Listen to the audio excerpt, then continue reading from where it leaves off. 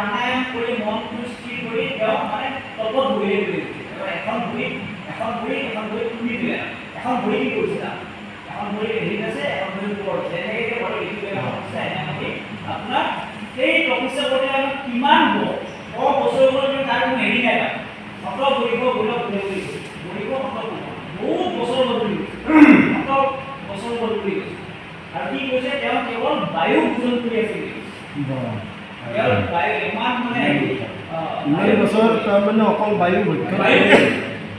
এখন ভৰি থিয়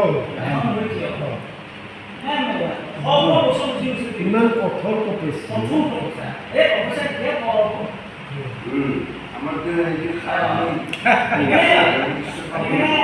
আমাৰ মনটো সংযম কৰি লৈছে। প্ৰাণায়াম কৰি মনটো আগতে সংযম কৰি লৈছে, তাৰ পাছত তপ কৰিছে। আমাৰ মনটো সংযম কৰিলে আমি এই যে প্ৰাণায়াম কৰিলে এটা এনেই নহয়, এনেই দিয়া নাই, এটা আচৰণ এটা আমাৰ এই গুৰুগৃহ সেৱা কৰাৰ দৰে নহয়। এই উপভোগত যাব লাগিছিল, এই সোনকালে বোলে গুটি এটা কৰি মনটো সিফালে এনে কিবাকে এই আমাৰ সেনেকুৱাই আৰু মন শক্তি নাই। হয়, আমি সেনে হিচাপত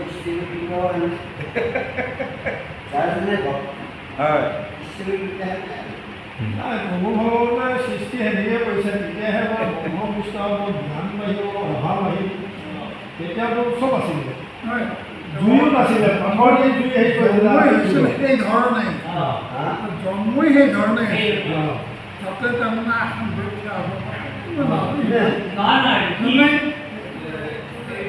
ভৰি থিয়াই দিব পৰাকৈ তুমি যিখিনি কেৱল গুণ, সেই গুণখিনি লৈয়ে জন্ম হৈছে। সেইকাৰণে জন্ম হৈছিল, সেইকাৰণে এখন ভৰি থিয় হ'ব নহয়। সেই সময়ত বেছিভাগে প্ৰাণায়াম কৰিছিলে,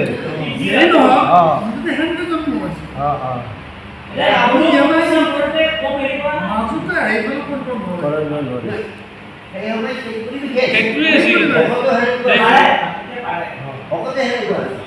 আজি যুগত আমি ভকতে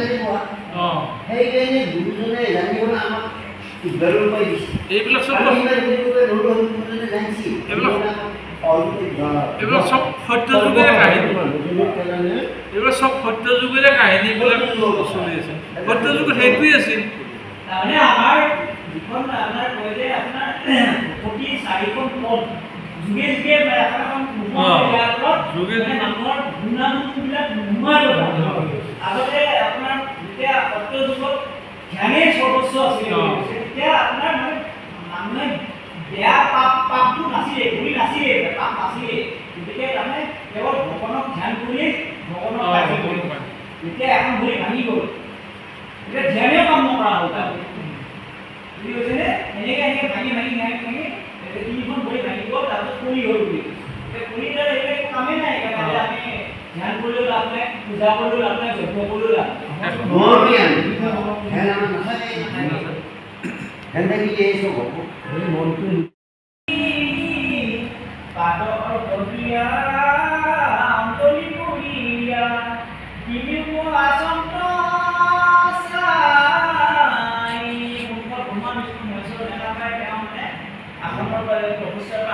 উঠি যাতে ধুনীয়াকৈ দণ্ডমতে প্ৰদান কৰি হেৰি কৰি পেলাই তেওঁলোকক আপোনাৰ ধুনীয়াকৈ আপোনাৰ মানে বহিবই দিছে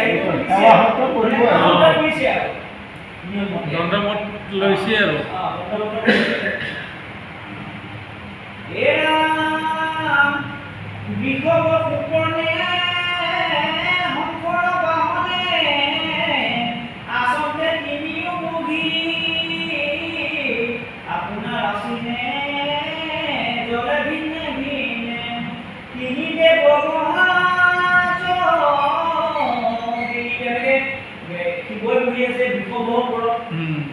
আপোনাৰ বিষ্ণুৱে বহি আছে গুৰুৰ ওপৰত আকৌ আপোনাৰ ব্ৰহ্মাই বহি আছে হংসৰ ওপৰত নিজৰ বাহনৰ ওপৰত বহি আছে তিনিজনে আপোনাৰ প্ৰতিকৃতি কিহৰ তত্ত্বৰ লগত নহয় গতিকে বস্তুটো হৈছে কি তেওঁলোক তিনিজন দেৱ মহাদেৱী আছে তেওঁলোক চাই আছে আসন গ্ৰহণ কৰি আছে নেকি কথা এৰা ভগিত ভদনে চাহিয়া আসন প্ৰসন্ন ভাৱ দেখাই কাকম্বা ৰজুতি নিমিলিত আখি গীতাঞ্জলি আশা এই কাকম্বা দচিত প্ৰৱেশ কৰা অতি মহামুনি বৰ মধুৰ বচনে স্তুতিয়াৰ ৰভিলা শুনিবা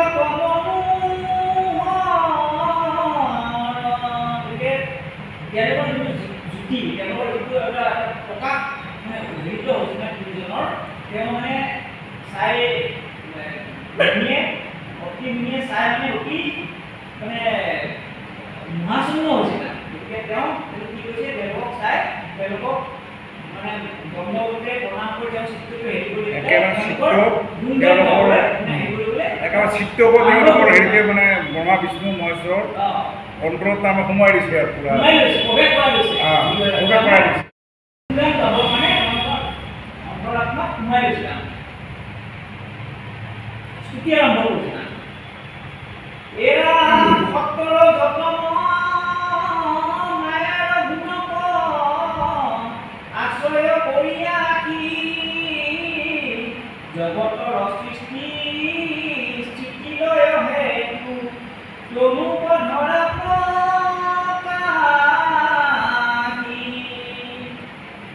এই কল্পে কল্পে যিটো সৃষ্টিত প্ৰৱৰ্তা ব্ৰহ্মা বিষ্ণু মহেশ্বৰ তোমাষাৰতাৱে প্ৰণাম কৰোঁ তুমি শৱদেৱ গতিকে সত্ৰৰ লগত তোমাৰ অধিকাৰী এই মায়াৰ অধিকাৰী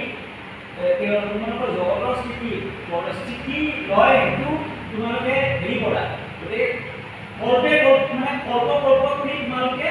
এইবিলাকৰ সৃষ্টি প্ৰৱৰ্তন কৰিছে বুলি কৈছে গতিকে মই তোমালোকক নমস্কাৰ কৰিছোঁ বুলি এনেকৈ তেওঁ আপোনাৰ ভগৱানে ব্ৰহ্মা বিষ্ণু মহেশ্বৰ ব্ৰহ্মা বিষ্ণু মহেশ্বৰী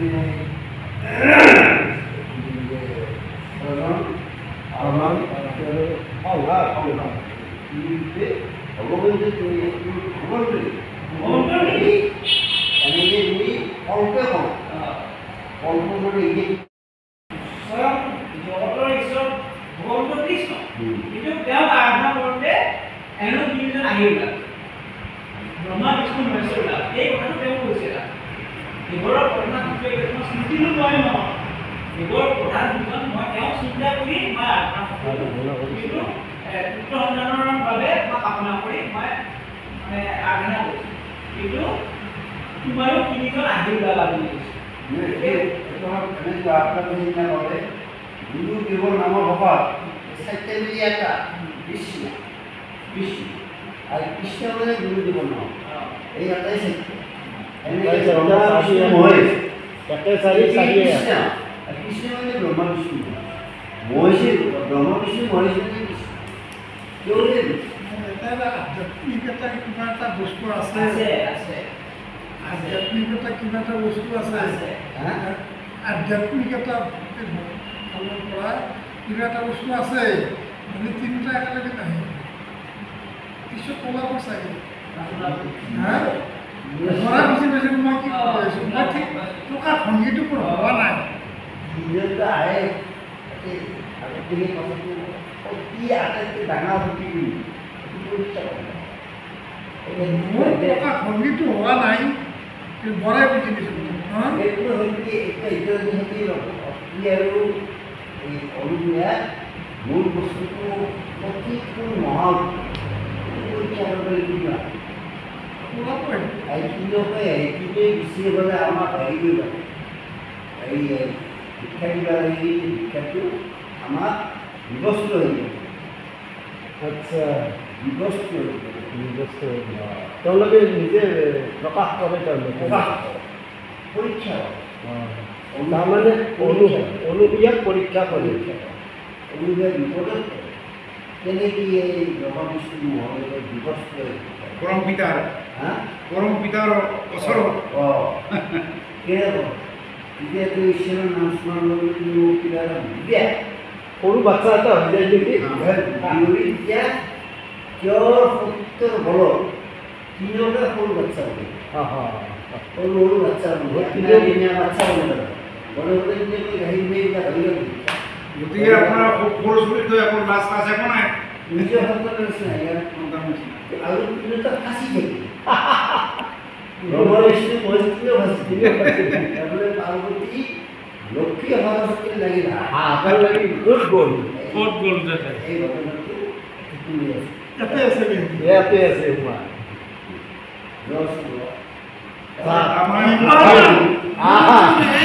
তেওঁৰ ভক্তিৰ বলত কিবা এটা আছে তেওঁৰ ভক্তিৰ বলত তেওঁ শিশু বনাই লয় শিশু বনাই তেওঁ সতীত্বৰ বলত সতীত্বৰ গুণ তেতিয়া লাজটো নোহোৱা হৈ গ'ল না একোৱেই নাই একোৱে বাচ্চা সেইটো মাধৱদেৱে লিখাৰ নিচিনা মুক্তিটো নিশ্চিত সি ভকতক নমোৰ সেইজনহে মুক্তি যিয়ে মুক্তি কৰা নিবিচাৰে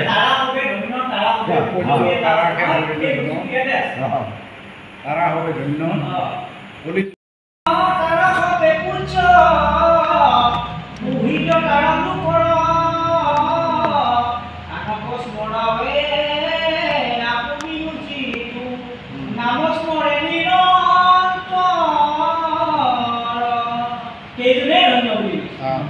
নিজেও তৰে আনন্দ কৰাই শুনাই ইফাল কৰি সেই নামঘৰ একেই নহয় বস্তুটো সহজতে সেইটোৱে যে মুক্তিটো যিজনে মানে হেৰি নকৰে গতিকে সেইজনহে ভকত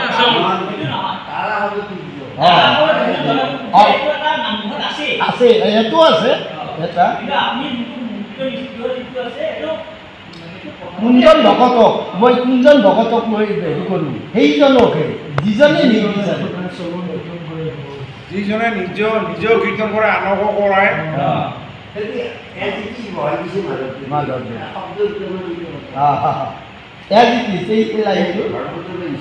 সব ভাগৱতৰ পৰাই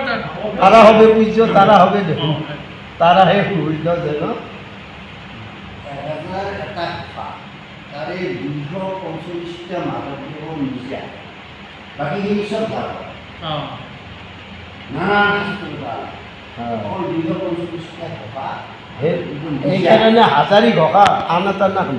এটা গোপালৰ ৰপদ দাসে কয় কবে এ ডাকি বোলা ৰামৰ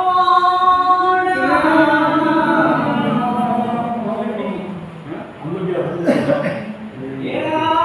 কৰিৰ যুগত জানাই হিমাত্ৰ সমস্তৰে মূল কাম গোপালৰ ৰপদ